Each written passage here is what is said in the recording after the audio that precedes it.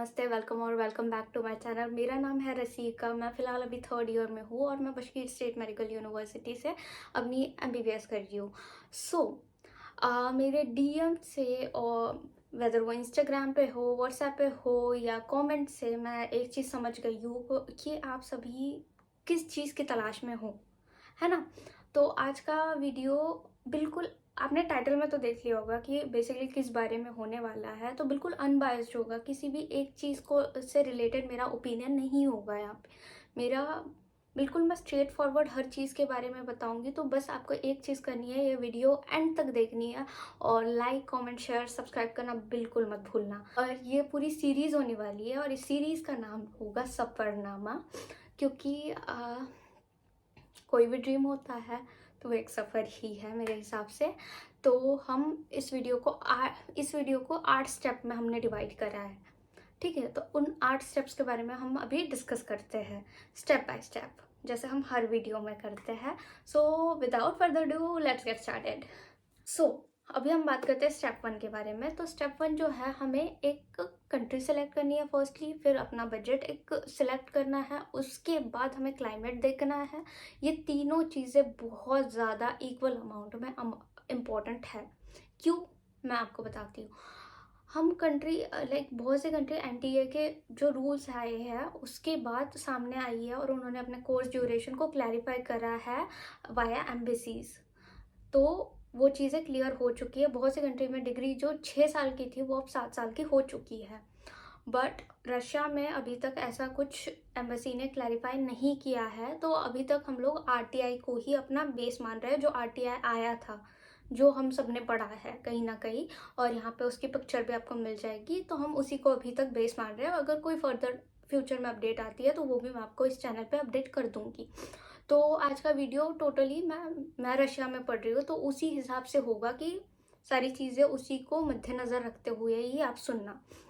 Budget इसलिए important है क्योंकि देखिए यार, हमें बजट सिर्फ यूनिवर्सिटी की फ़ीस का बताया जाता है। लाइक जिन भी सोर्सेस के बारे में हम पता करते हैं, हमें यूनिवर्सिटी की फ़ीस, वेदर ट्यूशन फ़ीस हो गई, हॉस्टल फ़ीस हो गई या अदर एक्सपेंसेस हो गए, सिर्फ मोटा मोटा जोड़ के कम कम बताया जाता है। बट आप एक अपनी प्रॉपर रिसर्च करके मोटा मोटा एकदम मैक्सिमम अमाउंट जोड़ लो कि कितना लगता है और उतना आप अफोर्ड कर पाओगे या नहीं कर पाओगे, वो जोड़ लो। क्लाइमेट की बात अगर हम करें तो वो भी बहुत इंपॉर्टेंट फैक्टर है, क्योंकि अगर मैं रशिया की ही बात करूँ तो रशिया में लाइक नॉर्दर्न पोल पे जो टेम्परेचर है वो मैक्स टू मैक्स मैक्सिमम जो जाता है वो 50 डिग्री सेल्सियस है।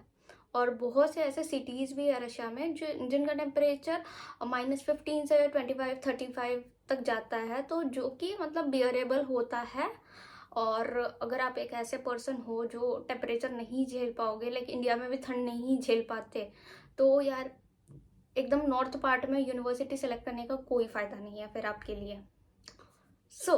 अगर आपने ये सारे पॉइंट अपने कंसिडर करके इम्प्लाई करके कर लिए हो तो हम स्टेप 2 की तरफ बढ़ते हैं। तो स्टेप 2 जो है वो है कि किसी भी कंट्री में जा रहे हो तो उसका कल्चर जानना, ठीक है? उसकी लाइक लाइफस्टाइल कैसी है वो जानना।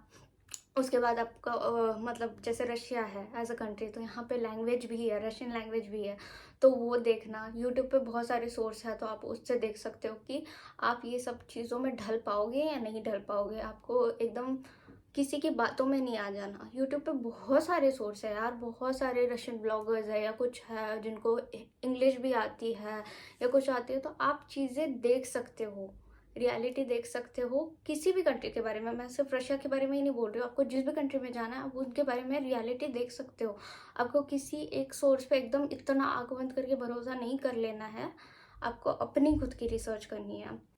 जो स्टेप 3 है, हमें पूरा एडमिशन प्रोसेस के बारे में जान लेना है कि इनकेस ये ना हो कि हम दूसरों से पूछ रहे कि हमें बता दो कि अब हमारी कौन सी प्रोसेस होने वाली है, चलो ये तो हो गए।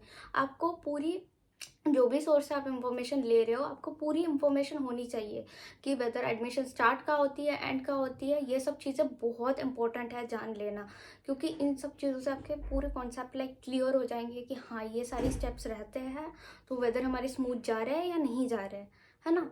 तो इन सब चीज़ों की आपके पास ट्रांसपेरेंट इंफॉर्मेशन बिल्कुल होनी चाहिए और आपको लेनी भी चाहिए जिस भी सोर्स वाले आप जा रहे हो। कहते हैं स्टेप 4 के बारे में, तो यहाँ पे किसी भी तरीके की स्कॉलरशिप नहीं मिलती है, ये मैं अपने एक्सपीरियंस से बता रही हूँ थ्रू आउट। और ये पॉइंट मैं इसीलिए स्टेप 4 में डाल रही हूँ क्योंकि आपको क्लियर हो कि जो भी पैसा आप भरने वाले हो यूनिवर्सिटी में, वो वेदर आपका पेरेंटल स्पॉन्सरशिप पे हो आएगा पैसा, या तो आपको बैंक लोन दे सकती है। तो इसीलिए जो स्टेप 3 मैंने आपको बताया था कि आपको पता होना चाहिए कि एडमिशन स्टार्ट कब होती है, सो दैट कि आप जल्दी प्रोसेस करना शुरू करो।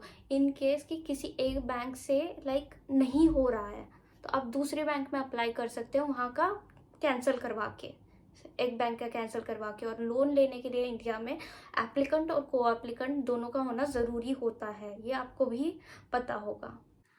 चलो, हमने अब सारे चारों फैक्टर मैं मान लेती हूँ हमने फॉलो कर लिए।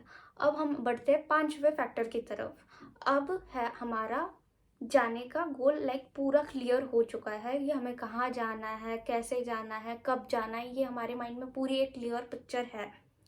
तो अब हमें ज़रूरत है एक अच्छी और ट्रांसपेरेंट कंसल्टेंसी की। देखो, अच्छी कंसल्टेंसी होना इसलिए ज़रूरी है क्योंकि आपकी प्रोसेस जो है वो पूरी थ्रू आउट स्मूथ चले।